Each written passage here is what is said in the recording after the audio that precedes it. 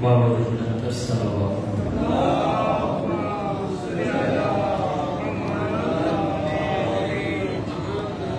ترین صلوات پر یہ محمد اللہم صلی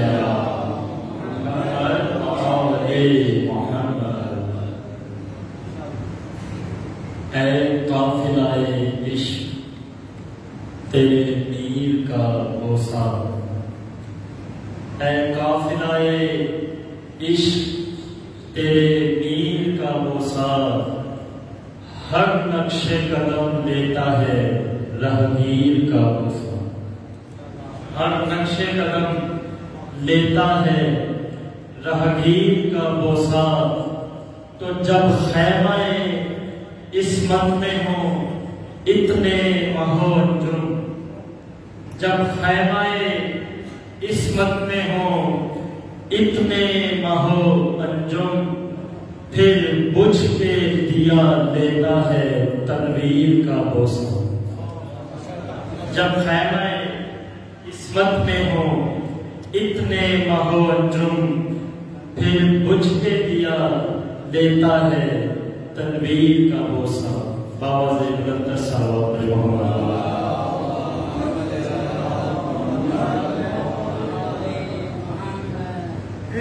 مجھے نعت کے چند اشعار پیش کرنا،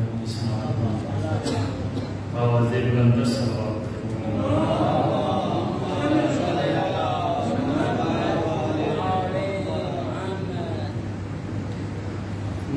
در شاہ مدینہ پر جو جھک کر نعت پڑھتے ہیں،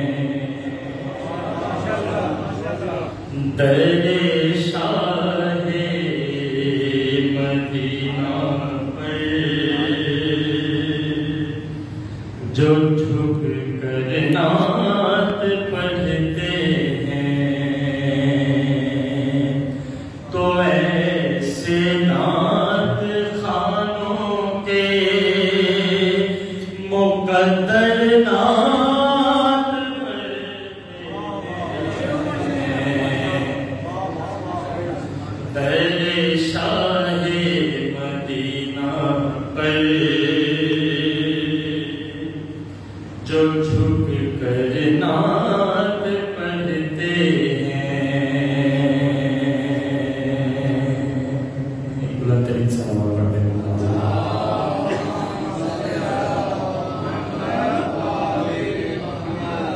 بلند ترین صلوات پڑھے آگاہ کیا۔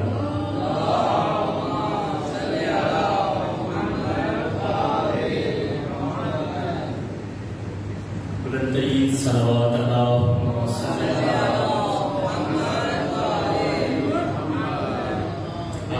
کہ بس اسی نعت کے میں 2 سے 3 اشعار آپ کی اس معاملے کی نظر کر کے ذہنت تمام۔ در شاہ مدینہ پر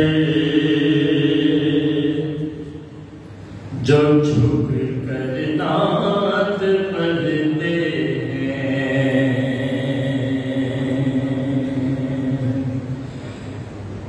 کبھی سکتا ہے اس کی ہم سری کوئی، کہ جس کے ہاتھ پر آتے ہی کم کرنا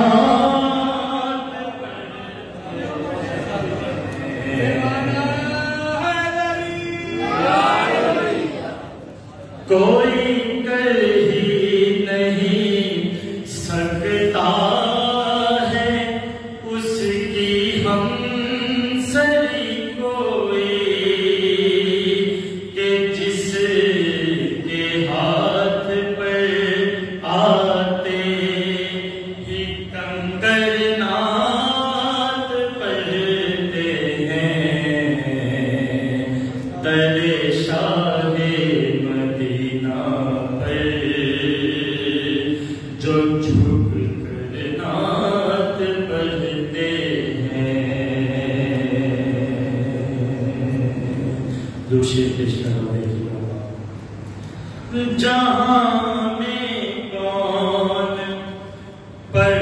سکتا ہے اس معیار کی نعتیں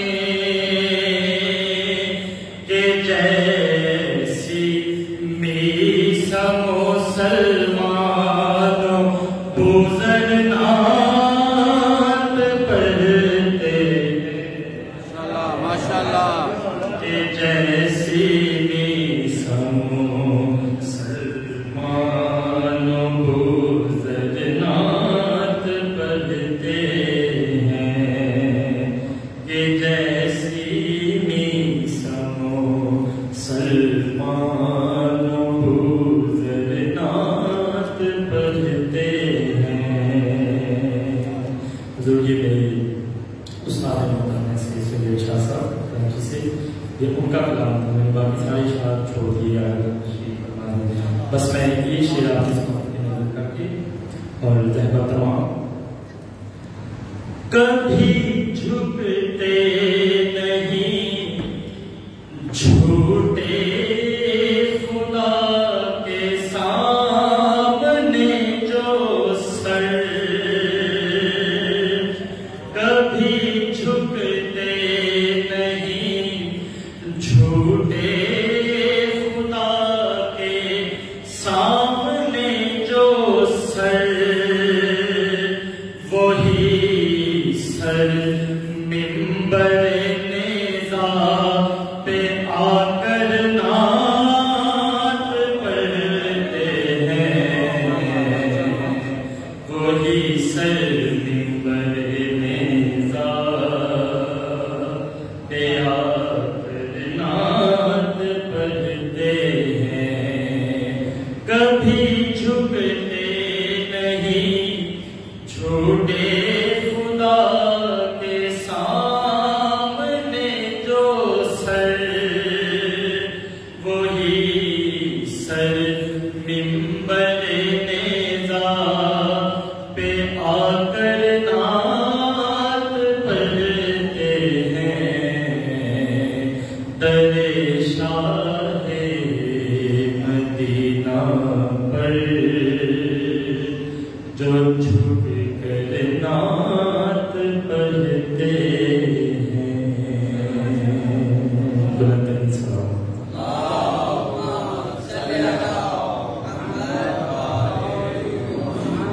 دل کے بابا سے بلند سلام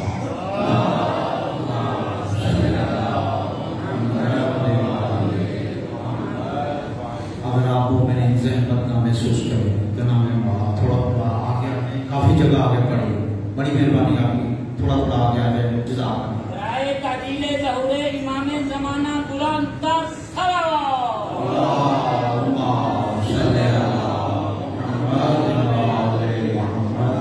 جزاک اللہ جزاک اللہ ہماری خوش قسمتی کہ ان ایام اعظام میں ہمیں صبح شام علماء حق کا ساتھ میسر ہے اور بالخصوص صبح کی مجالس میں قبلہ مولانا حسنین عباس صاحب جن کا تعلق اسلام آباد سے اور یہ ماشاءاللہ مسلسل 30 سال کے قبلہ سے ہم استفادہ کر رہے ہیں اور شام کے رات کی مجلس میں مولانا سید محسن رضا قاسمی صاحب وہ بھی ماشاءاللہ 4 سال وہ بھی ہمارے پاس اور ہم ان سے بھرپور استفادہ کر رہے ہیں قبل اس کے کہ میں قبلہ کو ذہنت خطاب کے لیے کہوں آپ سے میری گزارش ایک دفعہ سورہ الحم اور 3 دفعہ سورہ اخلاص ان مرحومین جنہوں نے اس امام بارگاہ کی تعمیر میں دامے دل میں سوکھ نے حصہ لیا کل موجود تھے آج مرحوم ہو گئے شہداء ملت امامیہ شہداء ملت جعفریہ اور ان مومنین و مومنات جن کا کوئی نہیں پڑھنے والا اور ان تمام مرحومین جن کا تعلق آپ سب سے ہے ان کی بلندی درجات کے لیے سورہ فاتحہ بسم اللہ الرحمن الرحیم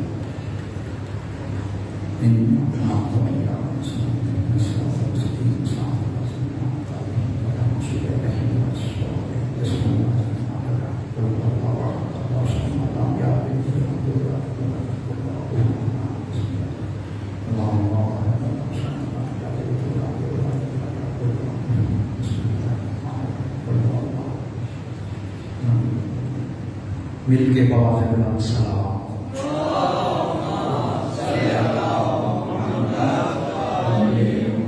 قبلہ کی آمد سے پہلے نعرہ تکبیر، خالق اکبر کا نام بہت بلند، بآواز بلند نعرہ تکبیر، نعرہ رسالہ، نعرہ حیدری حیدری حیدری، حسینیت حسینیت، یزیدیت یزیدیت۔ میں ملتمس قبلہ حسنین عباس صاحب سے کہ وہ تشریف لائیں اور آج کی مجلس کے حوالے سے خطاب فرمائیں۔ قبلہ کی صحت و سلامتی کے لیے مل کے بآواز بلند صلوات۔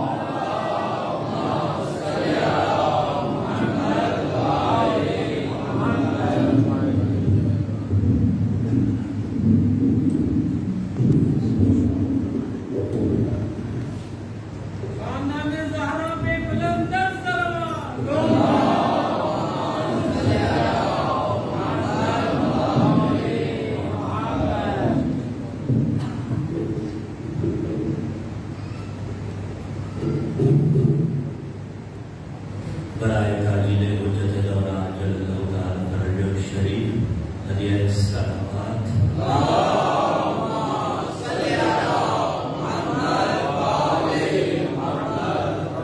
ذکر شیخ کربلا کی سربلندی اور بقا کے واسطے عالمی بقا سمجھتے ہوئے پرخلوص حسینی صلوات۔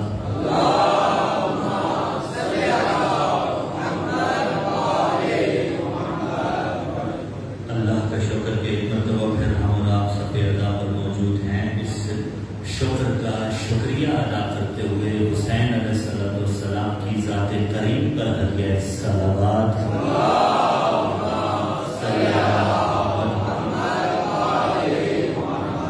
رحم اللہ من قرأ الفاتحہ۔ بسم اللہ الرحمن الرحیم، الحمد للہ رب العالمین، الرحمن الرحیم، مالک یوم الدین، ایاک نعبد و ایاک نستعین، اهدنا الصراط المستقیم، صراط الذین انعمت علیہم غیر المغضوب علیہم ولا الضالین۔ اللہم ارزقنا زیارت الحسین علیہ السلام فی الدنیا وفی الآخرۃ شفاعۃ الحسین علیہ السلام وکنا مع الزوار الحسین علیہ السلام وجعلنا من الباقین فی رضا الحسین علیہ السلام واحشرنا تحت لواء الحسین علیہ السلام وادخلنا الجنة من باب الحسین علیہ السلام بحق محمد وآلہ الاطہار صلوات۔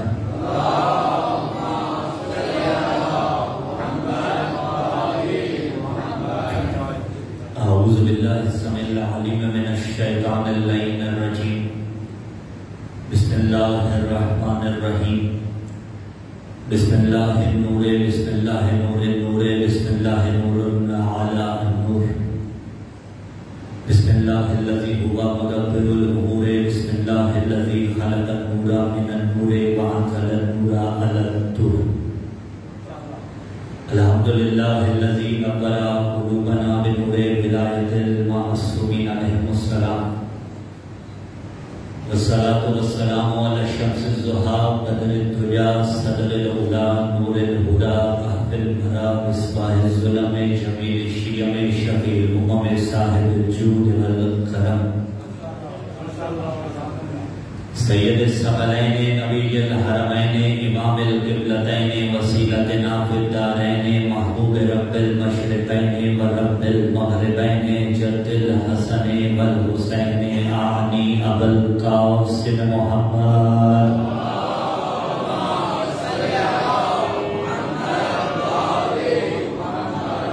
ثم الصلاة والسلام على وسیعہ و وزیرہ و وارث علم الذی هو امیر المؤمنین یعقوب الدین قائد الغر المحجلین قاتل الناقصین والقاسطین والمالکین مکی مدنی خیفی عقبی بدری عہدی شجری مہاجری، من العرب سیدها ومن الوغا لیسها وارث المشعرین ابو السبتین الحسن والحسین مطلوب كل طالب غالب على كل غالب اعنی علی ابن ابی طالب۔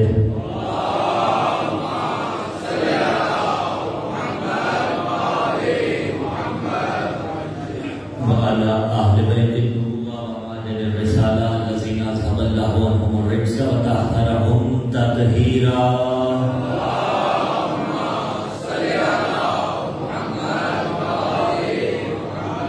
ولعنۃ اللہ علی جمیع اعدائہم اما بعد قال اللہ تعالی فی کتاب اللہ الناطق والقرآن الصادق والنور الساطع بسم اللہ الرحمن الرحیم ما ینطق عن الہوی ان هو الا وحی یوحی وقال فی مقام آخر بسم اللہ الرحمن الرحیم قل لا اسألکم علیہ اجرا الا المودۃ فی القربى السلام علی الحسین وعلی علی بن الحسین وعلی اولاد الحسین وعلی اصحاب الحسین. اس مختصر سی زندگی میں ہر انسان مقروض ہے آل محمد کے احسانات کا.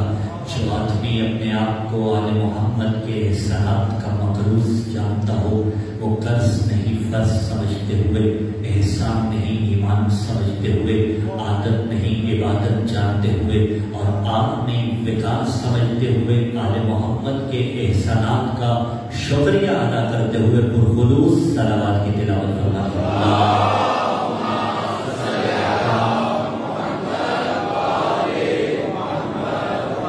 دعا ہے خداوند منان بحق امیر المومنین و فاتح شام بی بی سیدہ زینب سلام اللہ علیہا ان ایام اعزاں نے اس قرآن پر جہاں جہاں بھی سفید رائے سید الشہداء بچھی ہوئی ہے خداوند متعال اسے اپنی عافیت کے حساب میں رکھے. یا الہ العالمین اس مقدس بزم کو، اس مسجد و امام بارگاہ کو جن مومنین نے تعمیر کروایا اور اگر آج کو اس دنیا میں نہیں ہے پروردگار عالم ان کے درجات بلند فرما. مومنین پروردگار عالم ان کی توفیقات خیر میں اضافہ فرما. جو موالیان حیدر کرار چل کر اس سفید رضا پر آئے ہیں میرے نظر ذات علیم و ذاتی سرور ہے. مجھے نہیں معلوم جب یہ اس مقدس بزم میں آئے تو دنیا کی کون سی الجھن پریشانی ٹینشن اپنے گھر کی پریشانیاں کوئی بیماریاں اس بارگاہ سے باہر رکھ کر آئے ہیں. جب یہ مائیں بہنیں پردےدار بیٹیاں جب یہ بزرگ حضرات جب اس مقدس بزم سے لوٹے تو حسین کے صدقے میں ان کی دنیاوی الجھنیں میرے اللہ سہل فرما دے. سوائے غم حسین کے دنیا میں کوئی اور غم نہ دکھا. ہر دعا کی ایک دعا اس ذکر کے حقیقی وارث شہنشاہ دورہ کے ظہور میں تنشیر کرنا. دعاؤں کی قبولیت کے واسطے ایک پرخلوص صلوات کی تلاوت کرنا.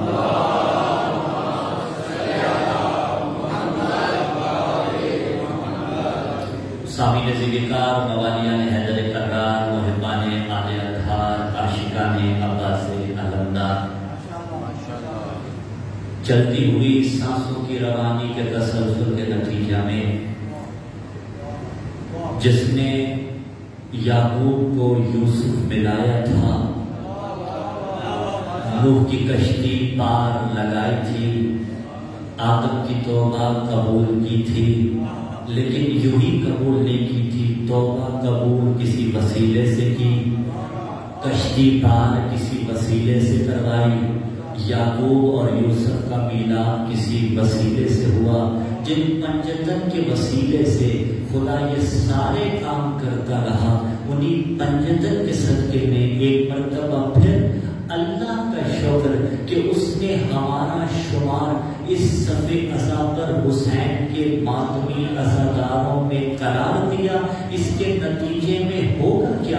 اس کے نتیجے میں کرامت کاتبین ہمارے اور آپ کے نامہ اعمال میں اس بات کا اندراج فرما دیں گے کہ جو بروز محشر سونے کی مانند چمکے گا کہ یہ جتنے ماتمی عزادار چل کے صفِ عزا پہ آئے تھے ان کا نہ کل حسین کے قاتلوں سے تعلق تھا نہ آج حسین کے قاتلوں سے.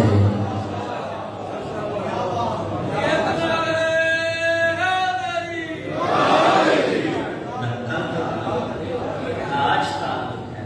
ہم ماضی میں بھی حسین کے سفینے میں سوار تھے، ہم آج بھی کشتی نجات حسین ابن علی میں سوار ہیں. اور دیکھیے 1444 ہجری کی ابتدا ہے، محرم الحرام 1444 ہجری. اس وقت دنیا میں پائے جانے والے کیلنڈر میں سے دو بڑے کیلنڈر، ایک ہجری کیلنڈر اور ایک عیسوی کیلنڈر. اچھا عیسوی کیلنڈر کی ابتدا جب ہوتی ہے تو دنیا ویسٹ کی پیروی کرتے ہوئے کیا کچھ کرتی ہے مجھے اس کی جانب نہیں جانا. مجھے فقط بات کرنی ہے ہجری کیلنڈر پہ. عام تاثر یہ ہے کہ ہجری کیلنڈر کی ابتدا محرم الحرام سے ہوتی ہے. اور میں ہمیشہ کہتا ہوں تیسرا برس ہے کہ ممبر مناظروں کا موضوع نہیں ہوتا، ممبر پہ کتابیں نہیں لائی جاتی، لیکن ابھی تو ڈیجیٹل فارم میں الحمدللہ اینڈرائڈ کی صورت میں ڈیجیٹل لائبریری ہر وقت پاس ہوتی ہے. ہجری کیلنڈر کا پہلا مہینہ کون سا ہے؟ اگر تاریخ دیکھی جائے نا سیدھا تاریخ کی بات گردانی کی جائے تو ہجری کیلنڈر یعنی وہ جو ہجرت سے شروع ہوا. ہجری کیلنڈر کی بنیاد کب پڑی؟ ہجری کیلنڈر کی بنیاد پڑی جب پیغمبر نے مکے سے مدینہ ہجرت کی. رسول مکے سے چلے مدینہ ہجرت کر کے آئے, اس وقت ہجری کیلنڈر کی بنیاد پڑی. اب سوال آپ سے ہے, اس وقت اگر ہجری کیلنڈر کی بنیاد پڑی اور پہلا مہینہ محرم قرار پایا تو رسول کی ہجرت محرم میں ہونی چاہیے. رسول کی ہجرت عزیزان ذکر محرم میں ہونی چاہیے, جبکہ شیعہ سنی متفق ہے نبی نے محرم میں ہجرت نہیں کی. رسول تو ربیع الاول میں ہجرت فرما رہے ہیں. یا اور نظریہ اس کے مخالف بھی وہ ہجرت کا نہیں ہے, لیکن اس میں کسی اور مہینے کو پہلا ماہ قرار دیا گیا, لیکن میں اس کو پیش کرنے جا رہا ہوں اس نے کو. رسول یکم ربیع الاول کو چلے ہیں مکہ سے اور 12 ربیع الاول کو تقریباً پہنچے ہیں مدینہ. یعنی اگر 12 دن لگ گئے ہوں, یکم کو چلے, ہجری کیلنڈر کی مسلمان متفق ہیں بنیاد تب پڑی جب رسول نے مکے سے مدینے ہجرت کی, تو اس کے مطابق تو پہلا مہینہ ربیع الاول بنا. اور جچتا بھی اسے ہے, اس لیے کہ ربیع کہتے ہیں بہار کو, اول کہتے ہیں پہلی بہار کو, جچتا بھی اسے ہے جملے کے اعتبار سے. تو اب پہلا مہینہ اس کے مطابق وہ قرار پا ہے, پھر محرم کو بنیاد کیوں ملی؟ لفظ بڑے چن کے کہوں گا, زمانہ جاہلیت میں اس وقت بھی 4 مہینے حرمت والے تھے, لیکن عربوں کے نزدیک جو پہلا مہینہ تھا سال کا وہ محرم الحرام. عربوں کے نزدیک پہلا مہینہ محرم الحرام. رسول آئے ربیع الاول کو لے آئے, اب اس کے بعد پھر محرم کیسے بنا؟ تو خلیفۃ المسلمین نے ثانی نے محرم الحرام کو پہلا مہینہ سال کا قرار دیا. اب ایک نظریہ وہ ہے جو رسول نے قرار دیا, ایک وہ ہے جو انہوں نے قرار دیا. تو اس جہت سے محرم پہلا مہینہ نہیں بنتا. ہاں لیکن حرمت محرم یہ ہے کہ دیکھیے حرمت والا زمانہ جاہلیت میں بھی تھا, یعنی اس کی حرمت کا پاسدار تھا. تو اب اس سے زیادہ ضد تو ہوتی نہیں ہے, بتا دینا ہمارا پیغام پہنچا دینا مقصود ہوتا ہے. لیکن اگر کوئی پہلا بالفرض مانتا بھی ہے تو ابتدائے سال کا طریقہ کیا ہے؟ ابتدائے سال کا طریقہ کیا ہے؟ اگر آپ کہیں گے کہ ہم نے مبارکباد دے دی ہے نئے سال کی تو یہ بھی طریقہ نہیں. اگر آپ کہیں کہ ہم نے کچھ اور کرنا ہے تو تاریخ سے ثابت کیجئے گا پھر وہ کیجئے گا. تاریخ سے پہلے ثابت کیجئے گا پھر وہ کیجئے گا. لیکن اگر ثابت ہے شہادت حسین ابن علی تو نئے سال کی ابتدا کا طریقہ حسین عباس علی مسجد کے اس اجتماع میں بتانے لگا ہے. ہجرت کی بنیاد رسول نے رکھی. اگر بالفرض نقل کفر نماشن آپ میرے ساتھ ہیں, رسول کی ہجرت باقی نہ رہے تو زندگانی رسول سے ایک باب علیہ باللہ بند ہو جائے گا, اور اس سے اگلی منزل نقل کفر نماشن اگر رسول کی رسالت نہ رہے تو پھر تو کائنات میں کچھ بھی باقی نہ رہے گا. پہلی ہجری جب ہجرت کی 60 سال گزرے, وہی رسول کی رسالت کے جس رسول نے ہجرت کی ممبر پہ بیٹھ کے ایک لعین فاسق لعنت اللہ علیہ نے کہنا تھا, لا خبر کیا بلا وحی نزل لا بنو ہاشم بالکل, نہ کوئی خبر آئی نہ کوئی وحی آئی نہ کوئی نبی آیا, بنو ہاشم نے علیہ باللہ ڈھونگ رچا رکھا ہے. تو کیا خیال ہے اگر اس یزید لعنتی کا یہ نعرہ باقی رہ جاتا تو رسول کی رسالت باقی نہ رہتی. اگر رسالت باقی نہ رہتی تو ہجرت باقی نہ رہتی. تو رسالت کو بچایا کس نے؟ حسین ابن علی نے. توحید آپ نے سنبھالی اور جملہ پہلا آپ کے حوالے, رسالت کو بچایا حسین ابن علی نے. تو جاؤ مسلمانوں جو محمد رسول اللہ پڑھتے ہو, نئے سال کا دستور دینے لگا ہوں کہ یکم محرم الحرام کو کربلا کا رخ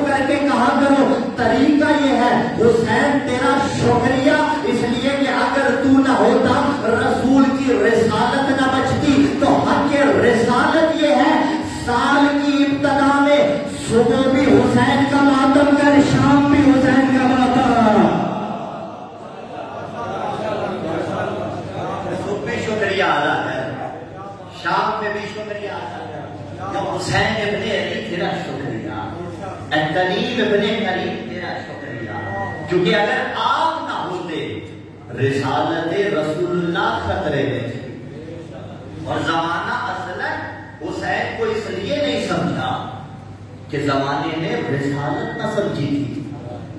اگر رسالت سمجھے ہوتے تو حسین کو سمجھ جاتے. اسی لیے اس طرح سے سلمان کا انتخاب کیا، وہ ہے بعثت مصطفیٰ اور معرفت ذی القربہ. کہ ذی القربہ کی معرفت تب ہوگی جب بعثت مصطفیٰ سمجھ میں آئے گی. بعثت مصطفیٰ اور معرفت ذی القربہ، اور اسی عنوان کے تحت مطالب آپ کی سماعتوں تک پہنچاتے چلے جائیں گے اور کوشش کریں گے وہ نبی بتائیں کہ جو قرآن والا نبی ہے. ایک قرآن والا نبی اور ہے. آج پڑھائیں بات کو آگے، یہ ٹھیک ہو جائیں گے انشاءاللہ. آج پڑھائیں بات کو، پہلی آیات مجیدہ پڑھ کے گفتگو کو آگے بڑھاتے ہیں. سورہ نحل ایڈریس آیت مجیدہ کا 89. قرآن کو کہا بسم اللہ الرحمن الرحیم وَنَزَّلْنَا عَلَيْكَ الْكِتَابَ تِبْيَانًا لِكُلِّ شَيْءٍ وَهُدًى وَرَحْمَةً وَبُشْرَىٰ لِلْمُسْلِمِينَ. بھائی قرآن کے متعلق قرآن کہہ رہا ہے کہ اللہ نے قرآن کو اتارا. جب اتارا تو اتارا کس پر؟ رسول اللہ صلی اللہ علیہ وسلم پر. پھر وہ آگے چل کے بات ہوگی کہ قلب مصطفیٰ پہ آئے. وَنَزَّلْنَا عَلَيْكَ الْكِتَابَ، ہم نے اس کتاب کو نازل کیا. 4 صفات قرآن کی اس آیہ مجیدہ کے ٹکڑے میں ذکر ہے. پہلی صفت بیان کر رہے ہیں تبیانا لکل شیء، اس کتاب میں ہر شے کا کھلا بیان ہے. وہدن، اور ہدایت ہے. ورحمہ، اور رحمت ہے. وبشریٰ للمسلمین، اور مسلمانوں کے لیے یہ کتاب بشارت ہے. تو پہلی صفت قرآن کی یہ ہے کہ قرآن میں ہر شے کا بیان ہے.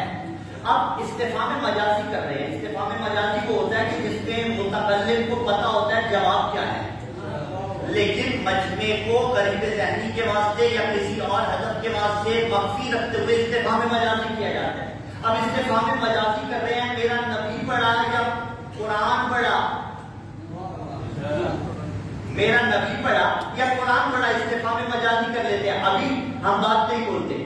قرآن کی پہلی صفت یہ ہے کہ قرآن میں تبیانا لکل شیء، ہر شے کا کھلا بیان ہے. اب اگر قرآن میں ہر شے کا بیان ہے تو نبی کے پاس بھی ہر شے کا علم ہونا چاہیے یا نہیں ہونا چاہیے؟ تو آیہ مجیدہ میں پکارا بسم اللہ الرحمن الرحیم وَعَلَّمَكَ مَا لَمْ تَكُنْ تَعْلَمْ، جو کچھ بتانا تھا آپ کو ہم نے بتا دیا. اللہ کہہ رہا ہے میں نے ہر شے کا علم قرآن میں رکھا اور ہر شے کا علم رسول اللہ کو دے دیا. اب جب علم سارا اس نے رسول کو دیا تو خدا نخواستہ انپڑھ ہوتا. بھائی ایک مثال لے لیتے ہیں. فیکٹری کا مالک کسی کو مینیجر بنائے اور کسی ایسے کو بنا دے جسے کام کا کچھ اتا پتہ نہ ہو اور وہ لیبر پہ جا کے مسلط ہو جائے تم ایسے کرو تم ایسے کرو، جو بتا رہا ہو غلط بتا رہا ہو یا اصلا اسے پتہ ہی نہ ہو. اب لیبر اعتراض مینیجر پہ کرے گی یا مالک پہ کرے گی؟ لیبر اعتراض مالک پہ کرے گی. ایسے کو بھیجا کیوں جسے آتا جاتا کچھ نہیں تھا؟ اس نے کہا میں نے محمد کو پڑھایا ہے. ملا کہتا ہے پڑھنا نہیں آتا تھا. اعتراض محمد پہ نہیں ہوگا، اعتراض اللہ کی عدالت پہ ہوگا.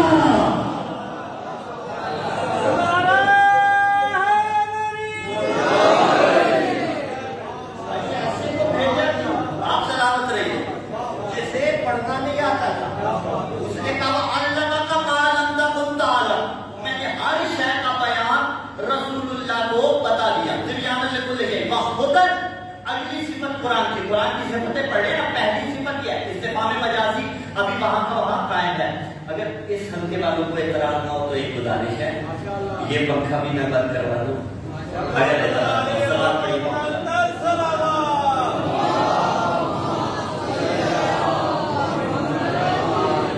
یہ بند ہوگا تو 10 دن ساتھ بہو بھی نبھایا جائے گا انشاءاللہ. اس دن ہوا کی وجہ سے ٹکڑا تھا، گلے کا مسئلہ ہو رہا تھا. تاجران نے بھی کہا توجہ پہنچ رہی ہے نا، بات پہنچ رہی ہے نا. اللہ معلوم تو مستعلم، ہم نے ہر شے کا بیان محمد مصطفیٰ صلی اللہ علیہ وسلم کو بتا دیا. تو جس پہ نازل کی اسے مجسم ہدایت ہونا ہے یا نہیں ہونا؟ تو سورہ شورى میں پکارا بسم اللہ الرحمن الرحیم انک لتہدی الی صراط مستقیم، آپ صراط مستقیم کی طرف ہدایت کر رہے ہیں۔ بھائی دو صورتیں ہیں، میں کہوں میں علی مسجد میں پڑھ رہا ہوں، اس کا مطلب کیا ہے؟ علی مسجد زیڈ بلاک مدینہ ٹاؤن میں پڑھ رہا ہوں، اس کا مطلب یہ ہے کہ فیصل آباد میں کہیں اور نہیں پڑھ رہا اس وقت۔ اور اگر میں کہوں میں فیصل آباد میں پڑھ رہا ہوں تو اس کا مطلب یہ ہے کہ فیصل آباد میں کہیں اور بھی پڑھوں گا، ایسا ہے یا نہیں ہے؟ ٹھیک ہے، اس کا مطلب یہ ہے کہ فیصل آباد میں کہیں اور بھی پڑھوں گا، جتنی میری استطاعت ہوگی جتنا میں پڑھ سکتا ہوں گا۔ اور اگر میں کہوں کہ میں فیصل آباد میں علی مسجد مدینہ ٹاؤن میں پڑھ رہا ہوں تو اس کا مطلب یہ صرف یہاں پڑھ رہا ہوں۔ اب قرآن کے پاس صراط مستقیم کی طرف ہدایت کر رہا ہے، یہ نہیں کہا کب کر رہا ہے۔ اس کا مطلب ہے جب بھی ہدایت کرے گا صراط مستقیم کی طرف ہدایت کر رہا ہوگا۔ اگر کسی کو پاس بلائے گا تو صراط مستقیم کی طرف ہدایت کر رہا ہوگا، اگر کسی کو محفل سے اٹھائے گا تو صراط مستقیم کی طرف ہدایت کر رہا ہوگا، اگر کسی کو چادر میں بلائے گا تو صراط مستقیم کی طرف ہدایت کر رہا ہوگا، اور اگر کسی کو مولا بنائے گا تو صراط مستقیم۔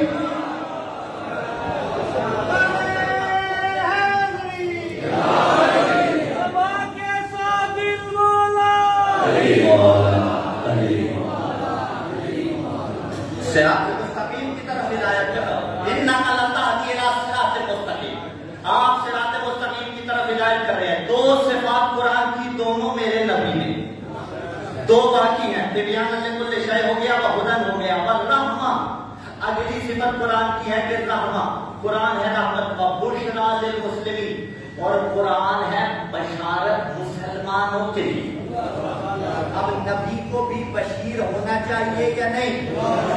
تو سورہ احزاب میں پکارا بسم اللہ الرحمن الرحیم یا ایھا النبی انا ارسلناک شاہدا ومبشرا ونذیرا، ہم نے آپ کو شاہد بنا کے بھیجا، یہ مورد سخن نہیں ہمارا، ومبشرا مبشر بنا کے بھیجا، ونذیرا اور نذیر بنا کے بھیجا۔ مبشر کہتے ہیں بشارت دینے والے کو، نذیر کہتے ہیں ڈرانے والے کو، تنبیہ کرنے والے کو، یعنی مبشر کہتے ہیں جنت دلانے والے کو، نذیر کہتے ہیں جہنم سے بچانے والے کو۔ پھینکنے والا نہیں کہہ سکتا وہ نبی کا امتی اور ہو جائے جہنمی نہیں ہو سکتا، بچانے والے کو، ڈرانے والے کو۔ تو پتہ چلا دونوں صفتیں رسول کی ہیں، خوشخبری بھی دینی ہے اور تھوڑی تنبیہ بھی کرنی ہے۔ تو اب حسین نے بھی یہی کیا، حسین بشارت بھی دیتے رہے، تنبیہ بھی کرتے رہے۔ تو ایک جملہ یہاں پہ کہہ دو کہ ڈیجیٹل انداز میں بھی اور سوشل میڈیا کی وساطت سے جہاں جہاں تک بات جا رہی ہے، اب جو بھی ممبر پہ آئے اس کا حق یہ بنتا ہے فضائل بھی پڑھے اور سیرت بھی پڑھے۔ اگر صرف تنبیہ کرتا رہے فضائل نہ پڑھے وہ بھی سنت رسول نہیں، اور صرف فضائل پڑھ دے تنبیہ نہ کرے وہ بھی سنت رسول نہیں ہے۔ سنت رسول یہ ہے دونوں چیزیں ساتھ ساتھ چلتی رہے۔ تو اب نبی بشیر ہیں، نبی بشارت دینے والے، تین صفتیں قرآن کی ہو گئی۔ قرآن میں ہر شے کا کھلا بیان ہے، میرے نبی کے پاس ہر شے کا علم ہے، برابر ہو گئے یا نہیں ہو گئے؟ قرآن ہے ہدایت، میرا نبی ہدایت کرنے والا۔ قرآن ہے بشارت للمسلمین، مسلمانوں کے لیے، میرا نبی بھی مبشر ہے، بشارت دینے والا۔ اگلی صفت قرآن ہے رحمہ، وما ارسلناک الا رحمۃ للعالمین۔ بچے بچے کو ہے مجیدہ یہ یاد، لیکن سوال یہ ہے جب عالمین کے لیے رحمت تو پھر کافروں کے لیے رحمت کیوں نہیں؟ جب عالمین کے لیے رحمت ہے تو پھر کافروں کے لیے رحمت کیوں نہیں؟ بھائی نبی سے بڑھ کے خدا ارحم الراحمین ہے یا نہیں ہے نا؟ تو پھر کفار کے لیے رحمت کیوں نہیں برس رہی ہے خدا کا؟ کافروں کو کیوں جہنم میں پھینکے گا؟ اس کا جواب بڑا سمپل ہے لیکن تھوڑا سا دقیق ہے، آپ اس کو لے کے جائیے گا اپنے عقیدوں میں دامن میں باندھ کے، اور الحمدللہ تیسرا بدس ہے انداز تقدس سے اس طرح مکتب کی آپ بخوبی آشنا ہے۔ دیکھیے اللہ ارحم الراحمین ہے، نو ڈاؤٹ، رسول رحمت للعالمین ہے، کوئی شبہ نہیں، کافر رحمت خدا سے دور ہے، بالکل دور ہے، ادھر رحمت للعالمین ہے، ادھر کافر ایسے کیوں نہیں مل رہی؟ وجہ یہ ہے جو کافر رحمت رسول اللہ سے اور رحمت الہ سے دور ہے وہ اپنے ذاتی کفر کی وجہ سے ہے۔ بھائی ذاتی کفر دور کرے اور خداوند متعال کے نزدیک مقبول بن جائے۔ مثلا ایک شخص نے، مثال دے دیتا ہوں تاکہ بچے بھی ہمارے قریب ہو جائے، ایک شخص نے اعلان کیا کہ جو بھی مستحق ہے فلاں وقت پہ خفیہ طور پر میرے پاس آ جانا، میں اسے نوازوں گا۔ اس نے اعلان کر دیا، اعلان سب تک پہنچ گیا، مستحق تھے مثلا 4 یا 5، گئے 4، ایک نہیں گیا۔ اب جو نہیں گیا اگلے دن اسے بلیم نہیں کر سکتا کہ اسے اللہ نے نوازا تھا، اس نے مجھے نوازا کیوں نہیں، یہ تو خود نہیں گیا، اسے کہا میں ہوں ارحم الراحمین، یہ ہے رحمت للعالمین، جو جا سکتا ہے چلا جائے، جو جائے گا اسے نواز دوں گا۔ اب تمہیں جملہ سمجھاؤں، یہی سیرت حسین کے خیمے میں نظر آئی کہ حسین رسول کا نمائندہ تھا اور اعلان کر رہا تھا جو آ سکتا ہے وہ آ جائے، جو وہاں رہے وہ لعنت اللہ بنے، اور آ گیا علیہ السلام بجھا،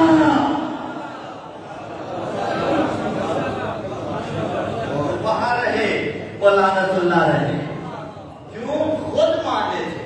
تو آپ ارحم الراحمین اور رحمت للعالمین ہونا یقیناً سمجھ میں آ گیا، ایسے ہے رحمت للعالمین۔ بھئی 4 صفتیں قرآن کی اور چاروں میرے نبی میں، قرآن میں ہر شے کا بیان، ہر شے کا ایک بلا تشبیہ میرے نبی کے پاس، ہم اللہ ہو گئے یا نہیں ہو گئے؟ قرآن رحمت، میرا نبی رحمت للعالمین، قرآن بشارت، میرا نبی بشارت دینے والا، قرآن ہدایت، میرا نبی صراط مستقیم کی طرف ہدایت کرنے والا۔ تو جتنی صفات قرآن کی ساری میرے نبی میں، تو جملہ آپ کے حوالے، قرآن اس نے بھیجا، نبی بھی اس نے بھیجا۔ قرآن کتابی شکل میں ہے، نبی مجسم شکل میں ہے۔ لفظ آسان کر دوں کہ علم الہی جب لفظوں میں ڈھلا قرآن کہلایا، جب پینکر میں ڈھلا محمد کہلایا۔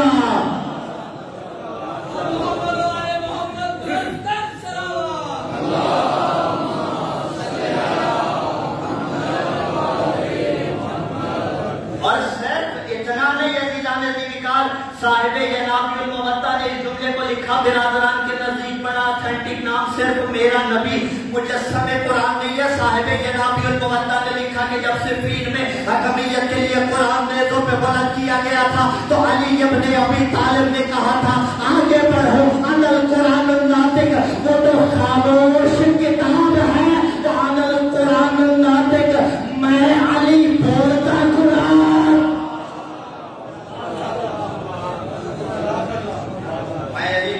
قرآن جملہ ذہن میں آ گیا ہے۔ ایک مفاخرہ ہے حضرت زہرا سلام اللہ علیہا اور مولا امین علیہ السلام کا، دونوں کی عظمتوں پہ بابا جب اللہ سلام پڑھ دینا۔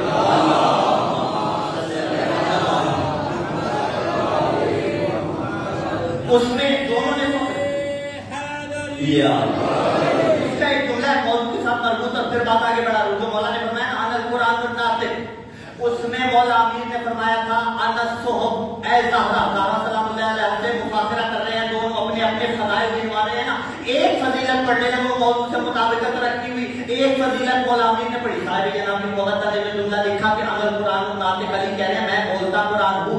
ایک فضیلت حضرت علی علیہ السلام نے حضرت زہرا سلام اللہ علیہ کے سامنے پڑھی، اور مولا امین علیہ السلام نے فرمایا انا الصحف، اے زہرا میں بولتا قرآن ہوں۔ بی بی نے کہا انا الشرف، یا علی تو بولتا قرآن ہے لیکن اسی بولتے قرآن کے شرف کو بطول کہا جاتا ہے۔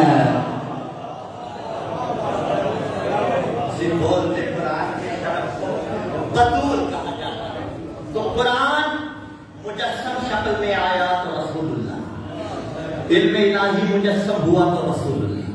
اب نقل کفر نباشر عالم اسلام کے علماء سے ایک سوال، اور جانتے ہیں میں آج پاکستان اتحاد بین المسلمین کا داعی اور اتحاد بین المومنین کا بھی، لیکن میں جملہ کو مخاطب کر کے عزیزان ذکر عالم اسلام کو کہہ رہا ہوں، نقل کفر نباشر آج کوئی قرآن میں خدا نخواستہ غلطی نکالے تو کیا فتویٰ صادر ہوگا علماء کرام کا؟ بخش دو، رعایت کر دو، تسامح کر دو، اگنور کرو، چھوڑو۔ اگنور کیا تو تمہیں معاشر میں خدا اگنور کرے گا۔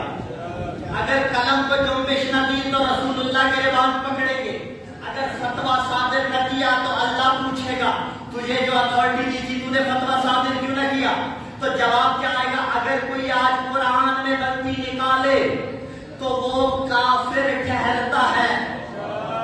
ایسا ہے یا نہیں ہے؟ علل اعلان ڈنکے کی چوٹ پہ اگر کوئی قرآن میں غلطی نکالے تو وہ کافر قرار پاتا ہے۔ اور بابا توقیر مصطفیٰ سمجھو، عظمت مصطفیٰ سمجھو، مقام مصطفیٰ کو پہچانو کہ اگر کوئی قرآن میں غلطی نکالے وہ کافر قرار پاتا ہے، اور کوئی محمد کے دماغ پہ حملہ کرے وہ مسلمان کیسے؟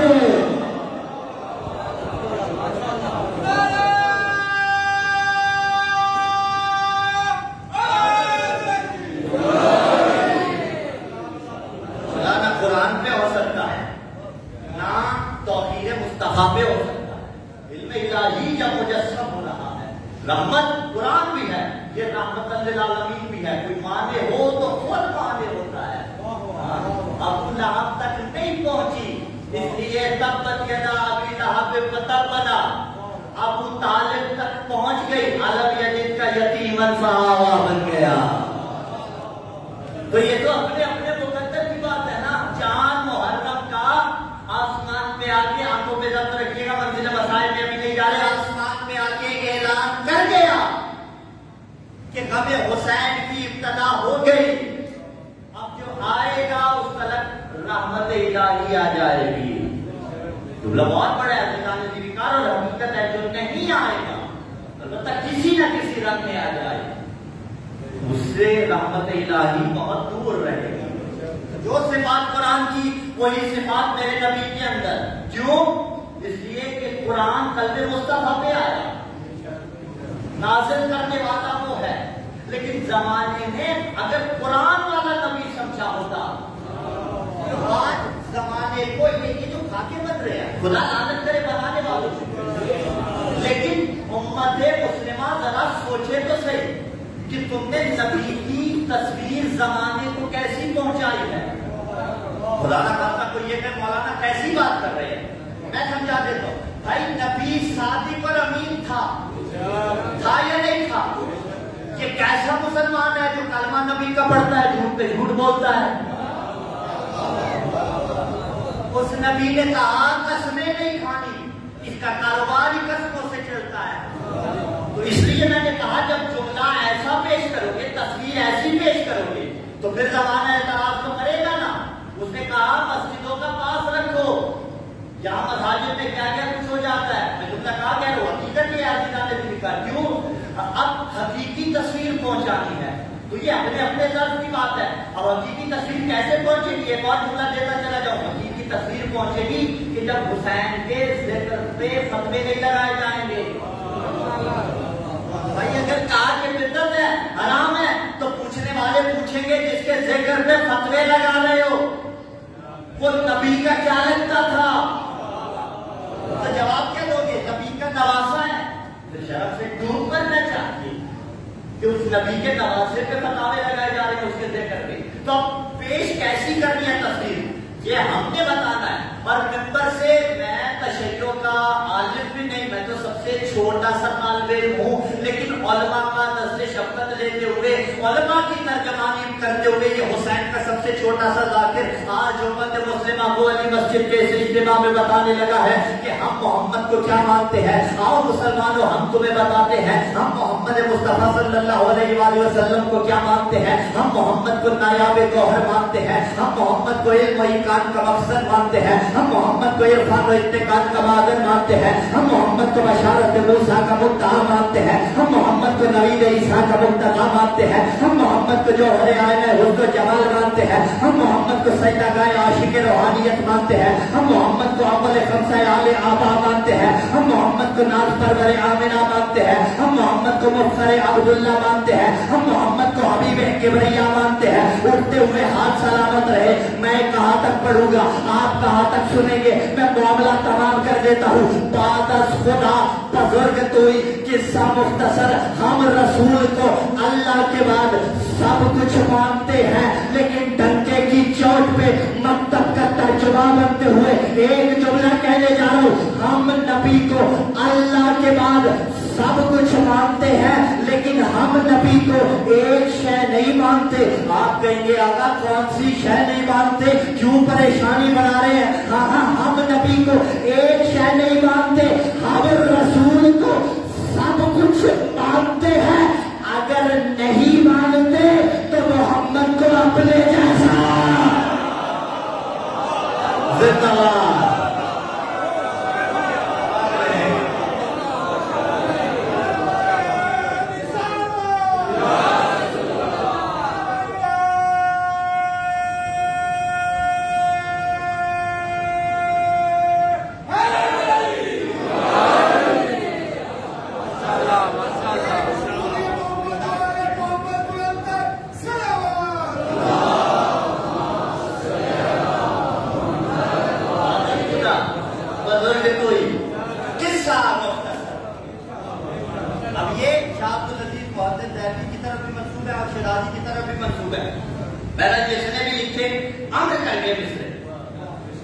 मुकम्मल कर देता हूँ। अच्छा, इस कते की खुसूसियत यह है कि पहले 3 मिसरे जो हैं वो अरबी में, आखिरी वाला फारसी में है। पहले 3 अरबी में, या साहिबुल जमाल व या सैयदुल बशर, ऐ साहिब जमाल, ऐ सैयदुल बशर, मिन वजहिकल मुनीर लक़द नुव्विरल कमर, तेरे ही चेहरे से रोशनी उधार लेकर अल्लाह ने चांद को रोशनी की खैरात अदा की है।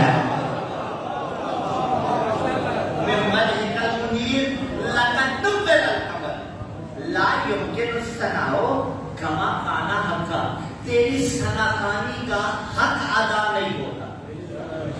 बादस खुदा बुजुर्ग तुई किस्सा मुख्तसर। इससे अगली मंजिल बढ़ाएं।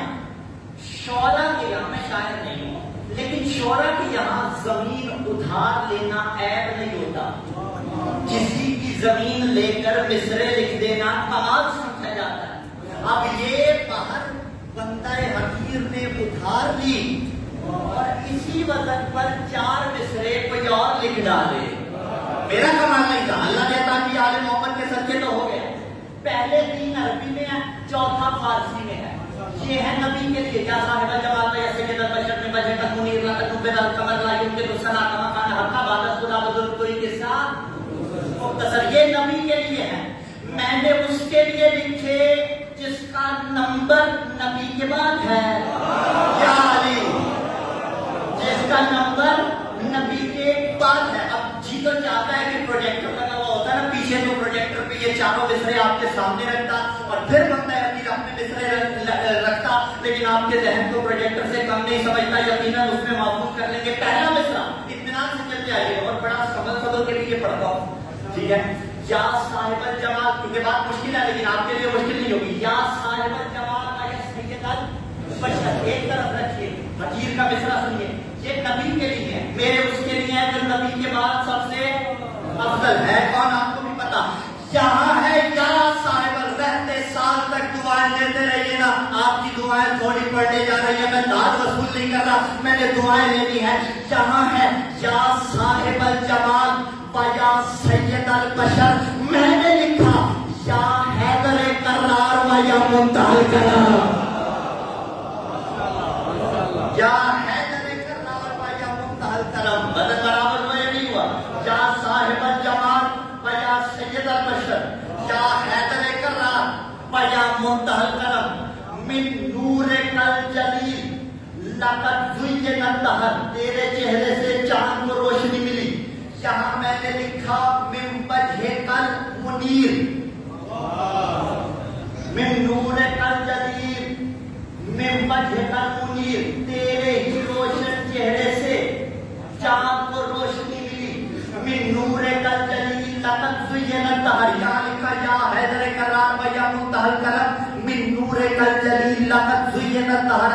علی تیرے ہی نور کے صدقے اللہ نے کائنات کو منور کیا ہے. لا یمکن الثناء کما کان حقا یہاں ہے، یہاں میں نے لکھا لا یمکن الثناء کما کان حقا نہیں، لا یمکن الثناء الا بقلب الطہر. اے علی تیری ثنا وہی کرے گا جس کے شجرے میں کوئی خرابی نہیں ہوگی. اب چوتھا مصرع سنبھالیے گا، اور چوتھا فارسی کا یہ ہے کیا ہے کیا ہے بادت نبی بادت خدا بزرگ تو ہی قصہ مختصر، فقط اس کو ذہن میں رکھیے گا، بادت خدا بزرگ تو ہی قصہ مختصر، پہلے خدا پھر نبی. اب میں بتانے لگا ہوں نبی کے بعد کون آتا ہے. یا حیدر کرار یا منتہا کرم من نور کا جلیل لقد زین الدہر لا یمکن الثناء الا بقلب الطہر. بادت نبی بزرگ علی قصہ مختصر.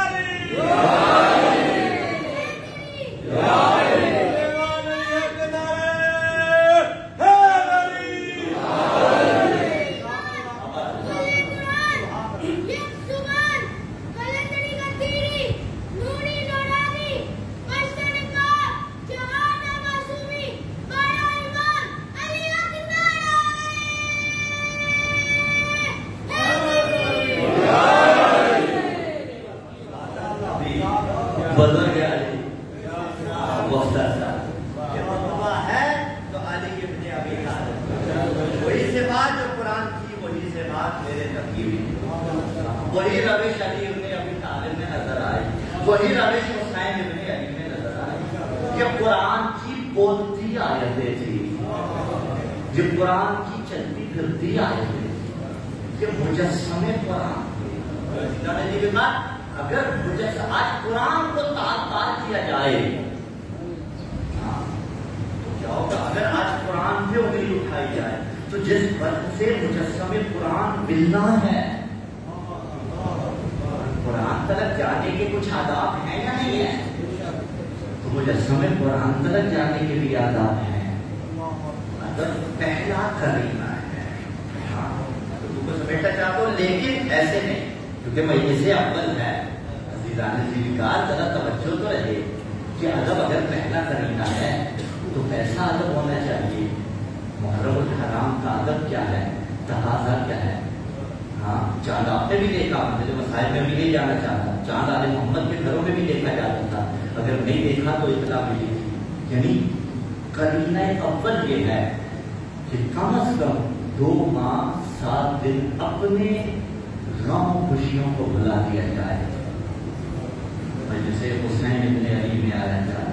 اگلا کرینہ بہت خوبصورت آپ سوال فرما رہے ہیں. اگلا کرینہ ادب کا کرینہ کیا ہے؟ ذاتی اختلافات بالا طاق رکھے جائیں. میں طالب المومنین کا بہت بڑا دائم آپ جانتے ہیں، اگر کوئی ذاتی اختلافات ہیں، کچھ مسائل ہیں تو وہ بعد میں سارٹ آؤٹ کر لیے جائیں گے. محرم فقط حسین ابن علی کا ہے، ممبر فقط حسین ابن علی کا ہے. ممبر ذاتیات کا ممبر نہیں ہے، کمیٹی ذاتیات کے مسئلے کے لیے نہیں ہے، بارگاہ ذاتیات کے واسطے نہیں ہے، مسجد ذاتیات کے واسطے نہیں ہے، ماتمی حلقہ ذاتیات کے واسطے نہیں ہے. حلقے کا ہر ماتمی قابل فخر ہے، ذاتیات کے واسطے نہیں. اگر کوئی دشمن بھی ہے، دشمن ویسے بنا والا ہوتا نہیں، لیکن اگر کسی سے ظاہری طور پر نہیں بھی لگتی بالکل حسین سکھانے ہیں، ہوتے ہیں نا اختلافات، بہت سے لوگوں سے آپ ہو گئے، بہت سے لوگوں سے مجھے ہوتے ہیں، لیکن اگر مجلس حسین میں آ کے آپ کے پہلو میں بیٹھ جائے، آپ کی بات نہیں کرتا، شاید ناراض نہ ہو جائے، اپنی بات کر لیتا ہوں، خود کلامی کر لیتا ہوں، پھر یہاں میرا امتحان ہے. اگر میں اٹھ گیا کہ یہ وہ بیٹھ گیا میری مجلس خراب کرنے آ گیا، یہاں بھی میری مجلس خراب کرے گا. اگر میں اٹھ گیا میں نے ذاتی جھگڑے کو حسین پہ مقدم کر دیا، اور اگر میں نہیں اٹھا تو میں نے ذاتی جھگڑے کو پیچھے رکھا. جب اس نے جسارت کی تھی مولا کی شان میں تو مولا اس کے 2 ٹکڑے نہیں کر سکتے تھے. علی اتر آئے اور دوبارہ فرار کیا، بتا دیا علی اپنے لیے نہیں مارتا. لفظ بدل دیتا کیوں مولا اترے؟ اس لیے تھے علی نہیں چاہتے تھے شمشیر کی روانی میں جذبات کی طغیانی آ جائے. جذبات کی طغیانی کہیں نہیں آنی چاہیے. یہ پہلا تقاضا ہے محبت کا. انسان سیاہ لباس میں ملبوس بالفرض اول پہلی پیورٹی سیاہ لباس، لیکن بالفرض نہیں پہنتا تو بھی کم از کم لباس کی حیثیت ایسی ہو کہ کوئی دیکھ کر مذاق نہ اڑائے. کیوں؟ جب اپنوں کے جنازے ہوتے ہیں انسان کو ہوش نہیں رہتا. اچھا پھر وہ بحث ہے نیا لباس سلوائیں یا نہ سلوائیں. دیکھیے یہ سمپل سی بات ہے. بالفرض اگر کسی کے پاس لباس ہی نہیں ہے تو اس نے کیا کرنا ہے؟ ڈیفینیٹلی وہ نیا سلوائے گا نا. ٹھیک ہے محرم سے پہلے سلوا لیجیے، لیکن وہ سلوایا بھی ایسا سلوایا جائے کہ کسی ڈیزائنر شاپ پہ جا کے نہ لیں، آدمی سے مل جائے. اور اپنی کمیونٹی کو پروموٹ کرنا چاہیے نا. اس میں بھی ایسا ہی ہے. وہ اگر مستورات میں بھی معاملہ بالکل سمپل ہے، مجھے بیان کرنے کی ضرورت نہیں ہے. ٹھیک ہے کہ سیاہ لباس اور یہ مردوں کی نسبت مستورات میں زیادہ نازک ہے. ماں بہنوں بیٹیوں میں بہت معذرت کے ساتھ بدل سے ادب جوڑتے ہوئے. کیوں؟ جب بھی ماں بہن بیٹی سیاہ لباس مضبوط سے تن کر کے گھر سے نکلے گی تو اس کا مطلب کیا ہے؟ پھول کی تمیز جا رہی ہے. زمانہ کیا کہے گا؟ زہرا کی چاہنے والی جا رہی ہے. اب یہ ہر ماں بہن بیٹی پر لازم ہے کہ وہ سیاہ لباس ایسا ہو کہ لوگ دیکھ کر اپنی بیٹیوں کو گھر جا کے یہ مثال دیں. یہ جو شیعوں کی بیٹیاں نکلتی ہیں نا تجھے بھی گھر سے ایسے نکلنا چاہیے. یہ محرم کا تقاضا ہے. محرم یعنی ذاتیات کو چھوڑ دیا جائے. محرم یعنی حسین پہ رویا جائے. محرم یعنی بی بی کو بوسہ دیا جائے. بزرگ علماء کی یہ روش ہے اور بندہ حقیر بھی اسی روش پہ قائم ہے. یکم محرم کو میں نے اب تک حد الامکان زندگی میں کوشش کی یکم محرم کو مدینہ روانگی نہ پڑھوں. مدینہ روانگی کوشش کرتا ہوں میں 2 محرم کو پڑھوں، یا اگر چاند رات کی مجلس ہو تو یکم کو پھر پڑھتا ہوں. لیکن پہلی مجلس کی پہلی مصیبت میں اس کی پڑھتا ہوں جس کی عمر فقط 18 سال تھی اور روئی اتنا وہ بی بی اجر کو بدلنا کہ روایت کو کہنا پڑا البکاؤن خمسہ، رونے والی 5 ہستیاں ہیں. روایت کے الفاظ پہلی ہستی حضرت آدم اتنا روئے کہ بلا تشبیہ رخساروں پہ کڑے پڑ گئے تھے شوق جنت میں، جنت کی وجہ سے. دوسری رونے والی ہستی یعقوب نبی بیٹے کے فراق میں روتا رہا. دیکھو گے اے یعقوب بیٹے کے غم میں رونا اور ہے، بیٹے کا لاشا اٹھانا اور. اجر کو اللہ. تیسرے یوسف نبی یعقوب کی جدائی میں روتے رہے. چوتھی ہستی کو ابھی چھوڑنا ہوں، پہلے 5ویں ہستی پڑھ رہا ہوں اس لیے کہ 4 ہستیاں مرد ہیں، چوتھی ہستی مستور ہے، 5ویں ہستی میرا اور آپ کا غریب امام کہ اگر کھانا سامنے آتا مولا رو پڑتے. اجرک اللہ. پانی سامنے آتا رو پڑتے، قصاب کو دیکھتے رو پڑتے. اجرک اللہ. اللہ یہ 4 ہستیاں جو روئی یہ مرد روئے، ایک جو روئی وہ مستور ہو کے روئی. اللہ چاروں مرد کئی سال تک روتے رہے. سجاد کوئی قریب 40 سال 35 سال، روایتیں مختلف ہیں 40 کی بھی ہے. اللہ کوئی 40 سال روئے. یعقوب نبی کئی سال روئے، یوسف نبی روتا رہا، اللہ آدم روتے رہے. لیکن چاروں نے جتنا گریا کئی سالوں میں کیا. بطول نے کئی سال نہیں لگائے، کئی مہینے نہیں لگائے، وہ 75 دن یا 95 دن گزرے تھے. آخری اللہ رو رو کے کہتی تھی بابا اتنے دکھ آئے بطول پہ.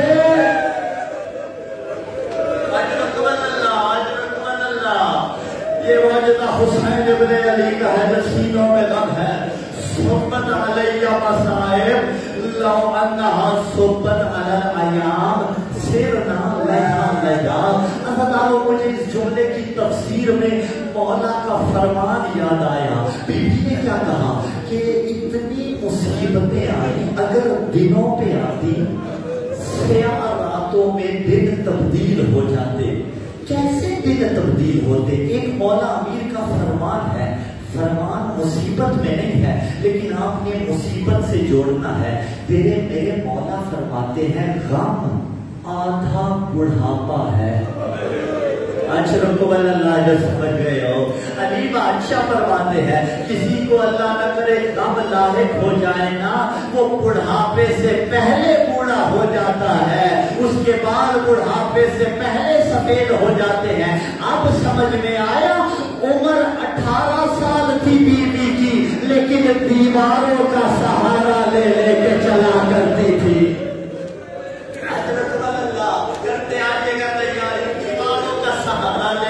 چلا کرتی تھی، بنا تشبیہ ماتھے پہ پٹی بندی رہتی تھی.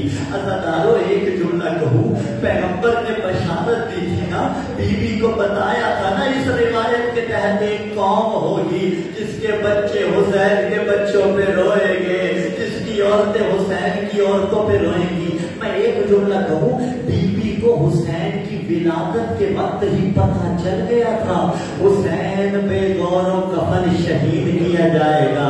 پھر جملہ تاریخ میں ہو یا نہ ہو لیکن اتنا تو سوچئے اللہ جانے کس کس وقت میں بطول تنہا ہوتی رہی ہوگی، اور جب لوری دیتی ہوگی یاد آتا ہوگا، اور جب کنگھی کرتی ہوگی یاد آتا ہوگا، اور جب لباس پہناتی ہوگی حسین یاد.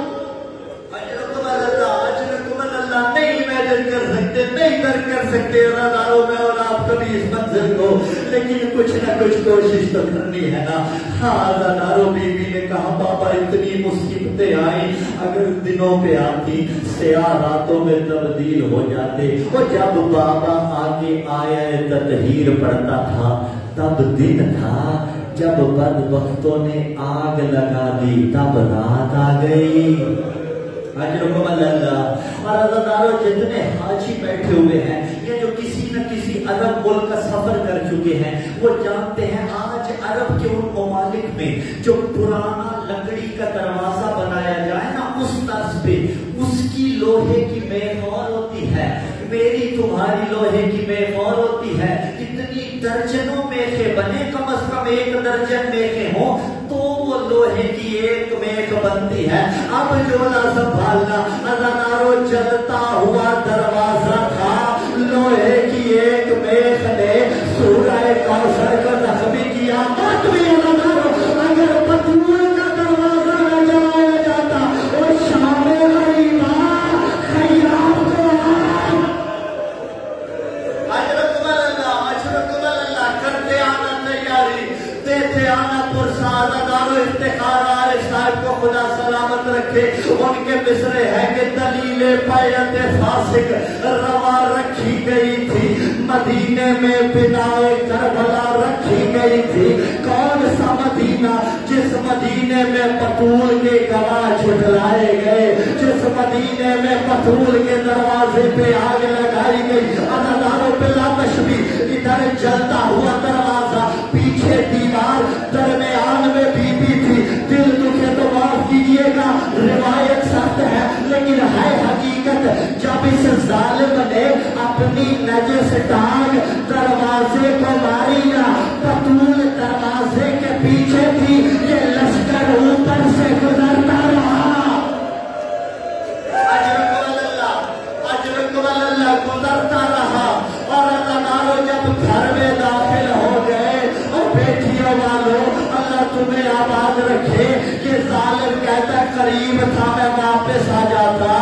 لیکن عزیزانو جو علی نے بدر و احد میں مارے تھے، دیکھنا میری طرف بلا تشبیہ اشارہ کروں گا لیکن تشبیہ کے بغیر، میں نے وہ بدلے لینے چاہے اور میں نے اجر رسالت دیا.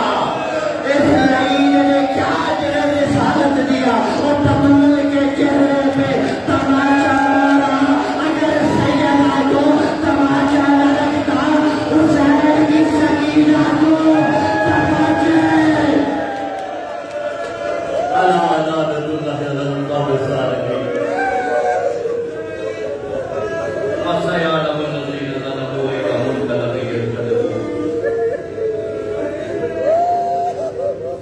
ہے.